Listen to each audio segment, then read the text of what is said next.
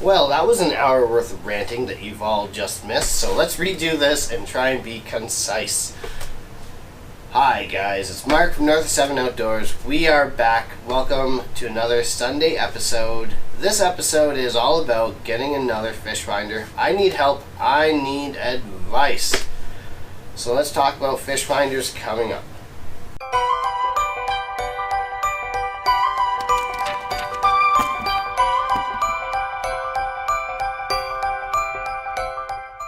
Okay guys, so these are the fish finders I had on the little Ranger before. We've got GARMIN 798 here. Great for GPS on the console. Little screen here. Yeah, pretty outdated. Helix 7 at the front there, bigger screen, had better viewing capabilities looking down from it. Also passes prime. I mean, they still make them, but the screen, you know, I wanted a bigger screen. So I bought a Garmin 94 SV for the console last November-ish, October-ish. Yeah. So I decided that was going to go on the console, and then I got thinking, like, what's the biggest asset I can put towards being a better fisherman this year? And it's electronics again. So I'm getting another electronic fish finder here. So we're stuck between two, and this is where I need you guys to help me out here. I've done a lot of research because obviously I just don't have money to throw at fish finders here, so I would like the best one for my money. So I'm researching between two. So here we go. Bass Pro Shop Spring Classic sale starts online. If you live in Canada, it starts online this Friday and in stores like next month, because Bass Pro Shop only has an American website. They don't have a Canadian website. So you can buy things online. Now the Bass Pro Shop Spring Classic sale has been getting worse and worse for the last couple of years. I remember you could get discounted Shimano Chronarcs. Now you can just get Bass Pro Shop stuff on sale pretty much. But you can also get your hands on some pretty good fish finders. So two fish finders that they have on sale is the LOWRANCE Elite 9 Ti first gen and the Garmin, not the Hummingbird. That would be a sweet hybrid between Hummingbird and Garmin though. We can all agree on that. Garmin 93 SV is also on sale. So for the same price. So LOWRANCE Elite 9 Ti first gen. So that means it doesn't have active imaging.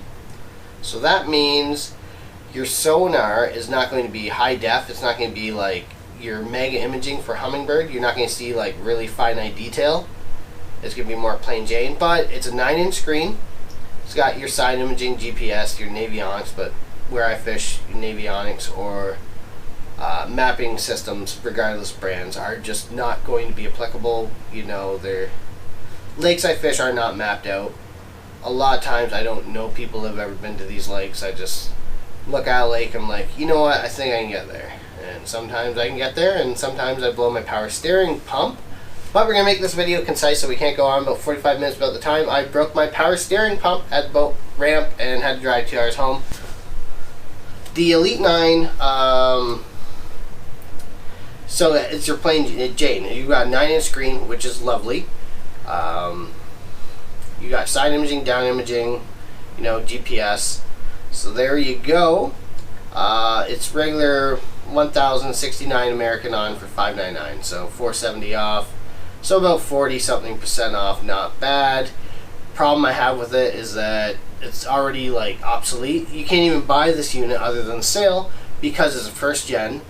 So you're buying an obsolete unit. So after the sale and they sell all the rest they have stockpiled, you can only buy the second gens, which are a heck of a lot better because you're getting mega imaging or really clear imaging other than traditional down imaging, side imaging.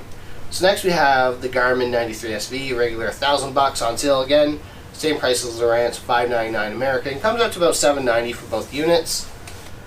The Garmin 93 SV, you know, same thing, 9-inch screen, down imaging, side imaging, GPS.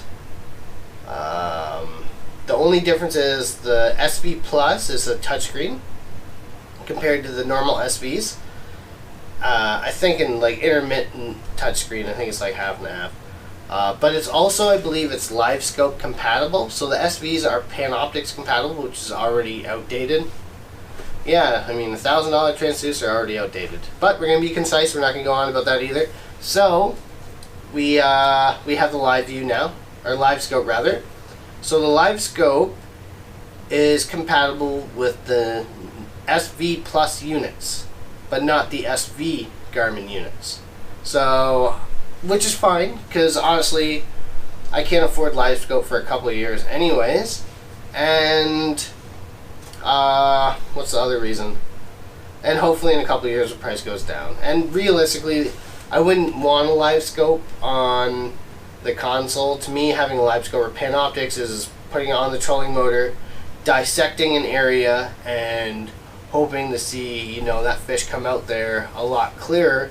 And to me, like, the big bonus between Panoptix and live scope towards or against traditional sonar is that, like, you're pitching to a tree and you're like, man, like, there has to be a fish here.